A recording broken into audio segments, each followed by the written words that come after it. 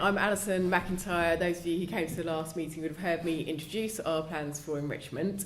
And as Jude mentions, that's the curriculum in terms of music, art, sport and drama, so in addition to the national curriculum offer there.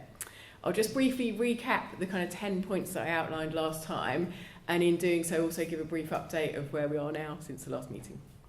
So the first thing to mention is the centrality of those subjects to our vision. It's one of our key parts of the vision. In prioritising it, we'll prioritise money for that, so budget will come centrally, and it won't be kind of chopped, it won't be the first thing to go, and it will be one of our central money pots from the school. In terms of timetabling, so people have asked how will this kind of be delivered, how will this status be delivered practically?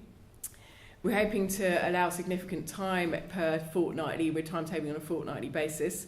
So there'll be 3 periods of music, art and drama across the 2 weeks and 3 doubles of sport across the 2 weeks. I recently heard of a school that had had a half an hour of drama across a 4-week rotating programme, which just, we're not going to be in that position. We want to, safeguard these subjects and their importance to us. We'll also be having key performance indicators in these areas, so we will be measuring our success in these areas. And one aspect of that will be adopting the Arts Mark scheme that many schools locally do as well. And we'll be looking to have that in September 2016. I've been assured that it's doable in a year.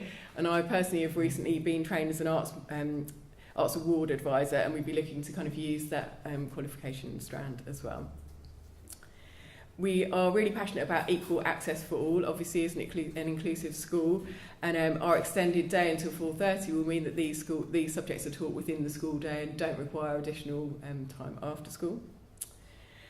The third point that I mentioned last time is that we will be tapping into local and national initiatives, so we'll be working with the Children's University, things like the Big Draws, we'll be tapping into structures that are already there and giving them an Ealing Fields take.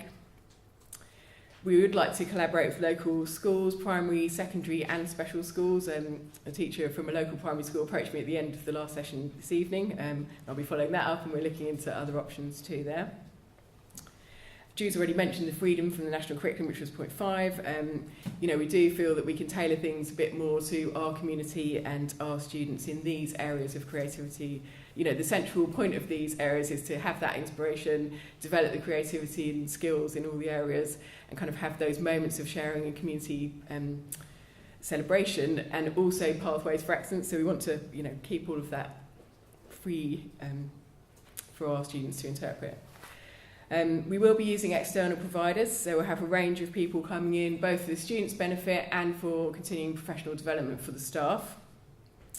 Learning outside the classroom was the 7th point I mentioned in the last meeting. So we'll definitely be having a programme of visits, and I've been talking to various local places at the moment in the first instance, so Pittshanger Manor House and the Gunsbury Park Museum, and we'll be looking at other London-wide organisations and institutions there too.